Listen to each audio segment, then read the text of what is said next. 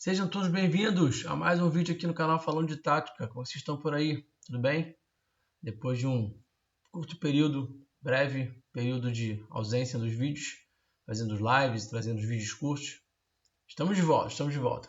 Bom, a gente viu um Flamengo e Cruzeiro no sábado, em que o Flamengo cedeu muitos contra-ataques. O Cruzeiro teve bastante oportunidade de transição. E ficou aquela pergunta, por que o Flamengo acaba cedendo tanto contra-ataque? O que acontece? Qual o motivo? Aí eu fui me debruçar um pouquinho sobre alguns dados e fui olhar, obviamente, também para o campo de jogo, para as imagens, para entender um pouquinho melhor sobre isso. Bom, antes de qualquer coisa, antes de mais nada, deixa seu like aqui, se inscreve no canal. Não esquece de deixar o like não, que é importante, tá? E aí eu quero falar para vocês o seguinte, o Flamengo é um time que cuida muito bem da bola.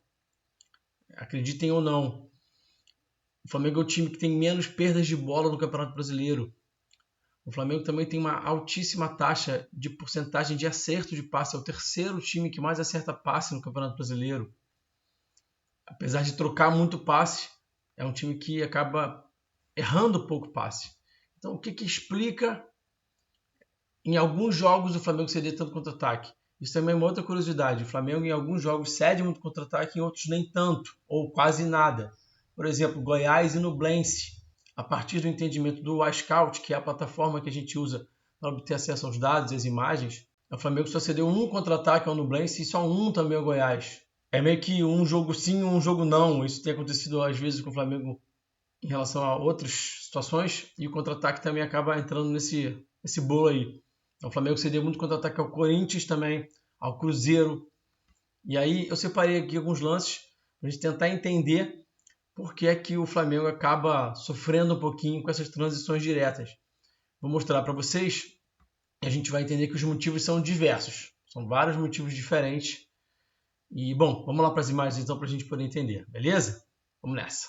Bom, o primeiro motivo que o Flamengo acaba cedendo em algumas partidas muitos contra-ataques é a questão da tomada de decisão em último terço. Eu venho batendo bastante aqui nessa tecla aqui no canal. Vocês que me acompanham sabem disso, eu falei bastante sobre isso aqui, inclusive nas últimas lives, sobre essa questão da tomada de decisão em último terço. Então é uma situação que preocupa a torcida, porque é o lugar do campo, onde você realmente tem que buscar a jogada mais difícil, tem que buscar a jogada mais arriscada, para poder surpreender o seu adversário. Faz sentido que você acabe errando mais quando você arrisca mais, mas acho que o Flamengo ainda está passando um pouquinho da dose, está errando em algumas situações em que poderia tomar decisões melhores, e é isso que eu quero mostrar para vocês. E aqui vale lembrar mais uma vez, gente, que quando a gente aponta erro de A ou B, que o jogador A ou B não toma a melhor decisão, a gente nunca está aqui caçando bruxo, dizer que jogador A ou B não serve, ou que aqui vocês sabem que o viés aqui é apontar e entender que os erros fazem parte, né? O Flamengo, entre outros motivos, eu vou apontar já um dos motivos pelos quais o Flamengo acaba cedendo tanto contra-ataque, é a má fase. O Flamengo está vivendo uma má fase técnica, psicológica, né? Os jogadores com confiança abalada, então isso tudo influencia. Mas eu vou chegar lá mostrando para vocês um pouco as imagens.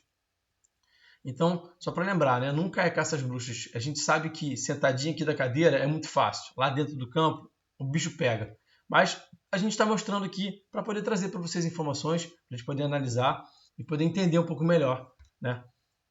Bom, aqui a primeira delas é uma tomada de decisão não muito boa do Gabriel, que faz um passe com a linha de passe um pouco fechada aqui para o Pedro.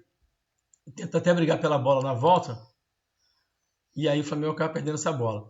O que me chamou a atenção nesse lance aqui, o Gerson briga pela bola, a gente sabe que o Gerson é um cara que é bom na pressão pós-perda, muito forte nos duelos físicos, mas me passou a impressão nesse lance aqui de que o Flamengo não tem mais, e esse aí é um dos motivos também pelo qual o Flamengo me parece estar sofrendo tanta transição em alguns jogos, o fato de que a pressão pós-perda não é mais uma regra de ação prioritária, assim, não existe mais essa orientação para que a pressão pós-perda seja tão presente, digamos assim. Então, olha a postura do França aqui. O França não vai fazer esse 2 contra 1, não vai buscar estar próximo da zona da bola.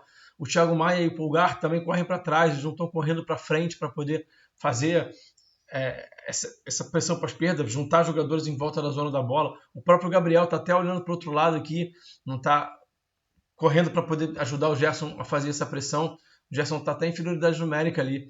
na jogada. Então isso me parece que não é nem uma questão do jogador, o jogador não está afim. Se a regra de ação fosse perder ou pressiona, os jogadores teriam outra postura.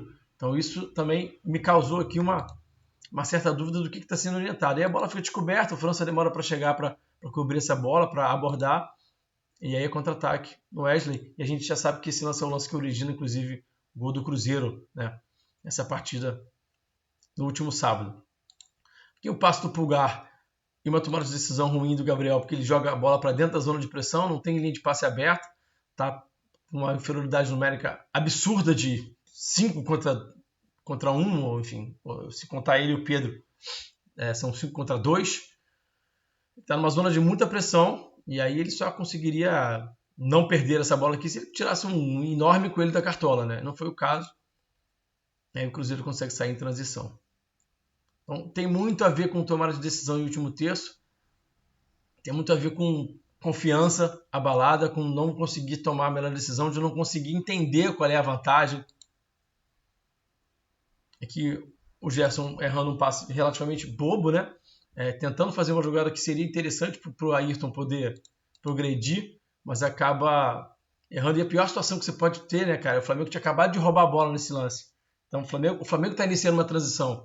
Aí quando você erra o passe, você cede para o seu adversário o contra do contra, que a gente chama, né? Quando você está iniciando um contra-ataque, você erra um passe e cede para o seu adversário começar um contra-ataque a partir do seu contra-ataque, é a pior situação que você pode ter, porque o seu time está muito despreparado para receber. O Flamengo acabou não sofrendo tanto. Aqui o Gabriel tenta acelerar, a intenção é ótima. Ele tenta jogar de primeira, tenta achar o Pulgar aqui para progredir e gerar uma vantagem cinética, posicional. Só que a ideia é ótima, mas a execução nem tanto, acaba errando o passe. O Gerson tenta abordar e o Flamengo acaba sofrendo mais uma transição. E aí, às vezes, quando o time toma a melhor decisão, quando o jogador toma a melhor decisão, tenta esse passe no apoio, como a gente vai ver o Gerson tentando aqui agora, também tem acontecido bastante o quê? O domínio não tão bom, né? Então a fase técnica, né? Então a gente está falando sobre tomada de decisão, parte psicológica de não conseguir ter a lucidez de tomar a melhor decisão, de conseguir progredir da melhor maneira possível, identificar as vantagens. E a gente também está falando sobre parte técnica, né? Então a gente está vendo erro de passe, erro de domínio, né? Então o Gerson faz o passe certo, mas o Pedro acaba não conseguindo fazer o domínio. E aqui, dois lances do Pulgar, né? Aqui tentando uma jogada mais difícil, poderia tentar esse passe no Pedro, e acaba tentando esse giro aqui improvável, e acaba cedendo um contra-ataque. E aqui, de novo, a bola vai entrando no Pulgar. Ele tem uma linha de passe aberta aqui no Vitor Hugo, ele poderia manter essa posse de bola. De novo, último terço, é um lugar que você tem que realmente tentar arriscar o passe mais difícil para tentar surpreender seu adversário, mas acho que o Flamengo está passando um bocadinho da conta nesse sentido. E aí ele tenta fazer um passe cavado, faz fraco, né? E aí a gente viu até o Wesley conseguindo botar a cabeça na bola ali, mas a segunda bola fica com o Cruzeiro, que também progride. Uma fase, meus camaradas, uma fase técnica, enfim, de uma forma geral, o time que está vivendo esse momento e que é um momento que pode passar. Pode passar. Uma fase não vai durar eternamente. Em algum momento o Flamengo vai conseguir virar essa chavinha.